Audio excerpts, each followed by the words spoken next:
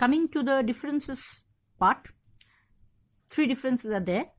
First one is the difference between flora and vegetation. You have heard of the word flora and fauna. Now, flora means plants and shrubs and variety of plants.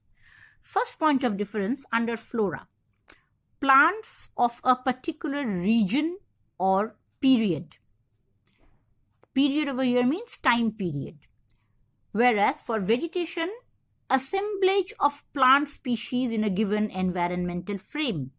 Assemblage, this word means collection, gathering, group of plant where in a given environmental frame where climate plays an important role. So the first difference in point or point of difference is flora, plants of a given region, an area or of a time period, whereas vegetation, plants of a particular environmental frame or environmental area.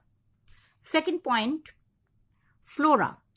Different varieties are found in different environment, whereas in vegetation, you will have same variety in a given environment.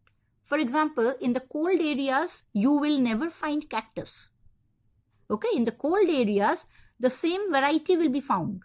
Maybe coniferous, or if it is more cold, then maybe mosses and lichens. All right.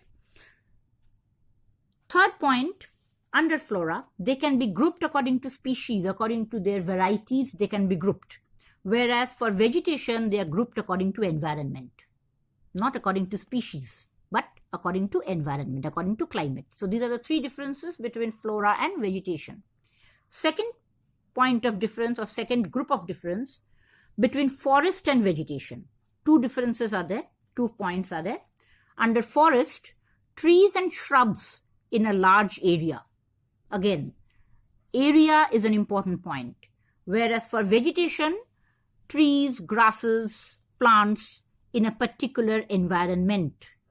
So with vegetation, remember, environment is connected. And with forest, an area is connected. Second point of difference, under forest, it just provides one landscape. Either you have a dense forest or you have an open forest. Okay, but for vegetation, there can be a variety of landscape. You can have woodland, you can have grassland. Okay, then there may be an area where there are very few shrubs, only shrubs are found. So that is vegetation for you. Next, or the third and the last difference portion that we have, forest cover and actual forest cover. It's a very tricky point. Remember that.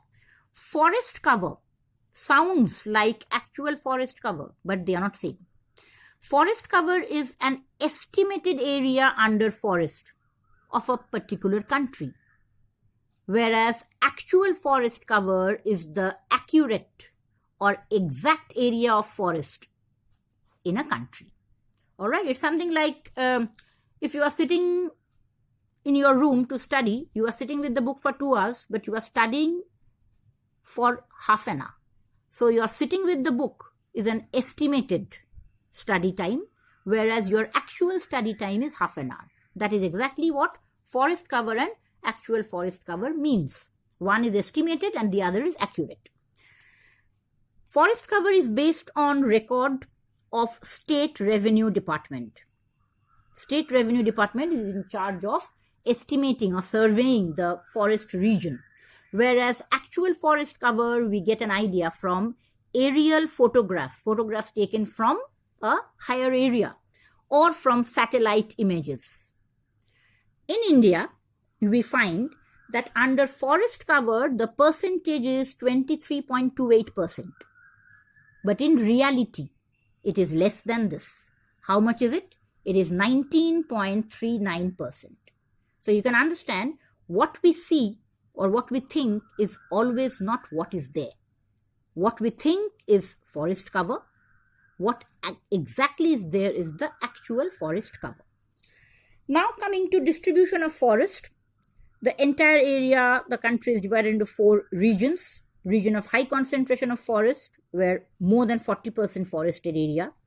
Moderate concentration, low and very low. For each of the areas, regions, you have 2 states. So remember them. Under high concentration, we have Mizoram and Andaman Nicobar. Under moderate concentration, we have Goa and Madhya Pradesh. Low, we have Maharashtra, Karnataka. And very low, West Bengal. May sound strange, but that's a fact. West Bengal and Rajasthan. Rajasthan for obvious reasons. Now, for your assignment, you have 2 points to write. Either you will write that in your geography exercise book if you have, or if you don't have any new exercise book, then you can write it in sheets of paper. You will note down the important definitions in your geography exercise book, the one that we did in the last clipping. And in this clipping, what we did, the differences that you need to write down. So basically, you have to write down what was done in today's 2 video clippings.